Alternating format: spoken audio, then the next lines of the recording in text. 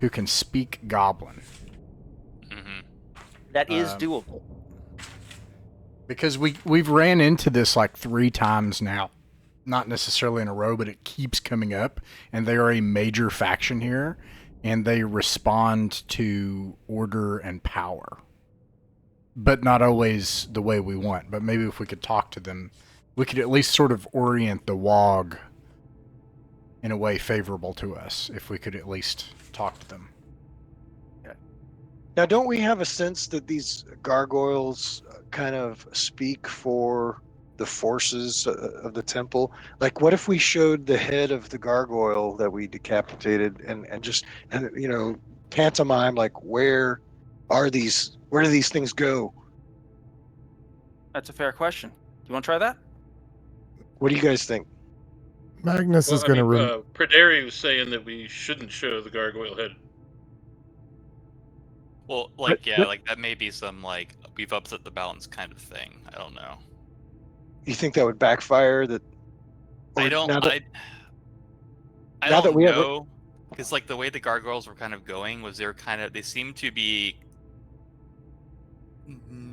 neutral-ish in that they were content to mostly leave us alone so long as we left them alone. There's the words they spoke to us before where I can't remember exactly what they're saying, but it's basically along that, like, you know, like they were basically saying, like, you know, if you mess with, I think they were like, there's something about they messed with like the temple or like the chaos or like some chaos. I don't remember exactly, but it's something like that. Ross, are you in agony? Because let me tell you, I've been there. Just No, deal no, with no. I'm having fun. Are you kidding? No, this is. it. Oh, you think I'm I wasn't so having thankful. fun? It's the so best thankful kind of for you. agony. I mean, look, Oh, no. 2 words, okay? Mhm. Goblin, cult. That's. We need to do it. We have the booyog. We craft some sort of. So Yeah. it sounds like a really chaotic thing to do. It does actually. It does. Because man, to this is actually make that work No, you're would right. require like bamboozling a whole bunch of evil little creatures into being Yeah, there. these are things that burble forth from primordial evil. So, like, as fun as they sometimes can be when they're not stabbing you in the eye. But, dang, that's true. Like no feasible way Well, to no, break because, into I true mean, structure.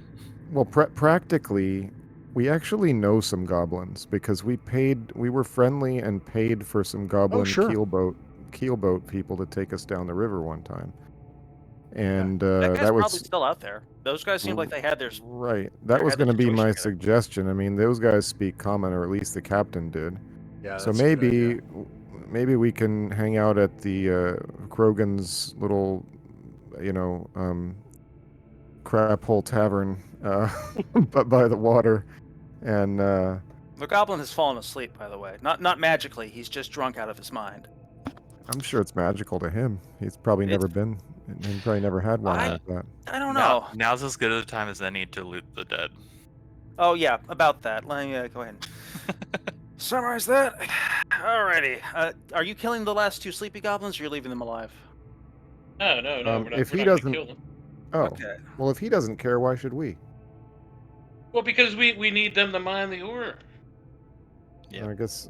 I mean, it sounds like there's more than enough, but I mean, I don't expect they'll still be alive the next time we come in here, but yeah, you know, Well, maybe yeah, there'll be no, a couple more it's- things in the box.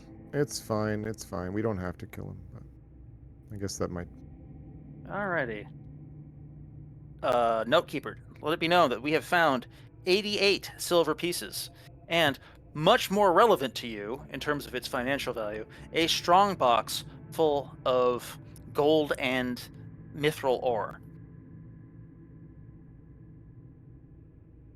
Also, a large quantity of what can you recover?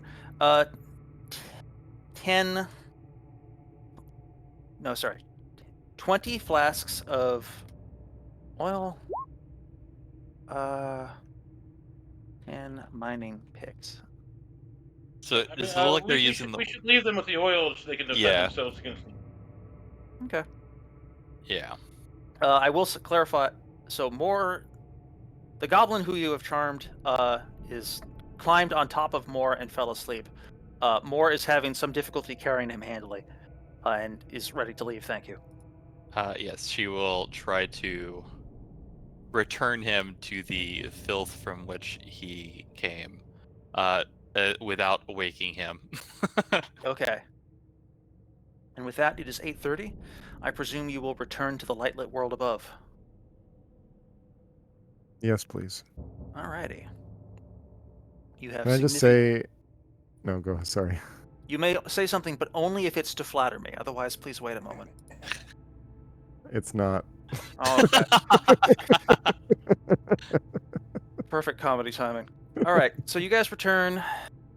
You are, through the magic of out of time for the evening, not harried on the way. And you return to the riverboat, and from there to the village of Caden's Rest, where you are now free to leave.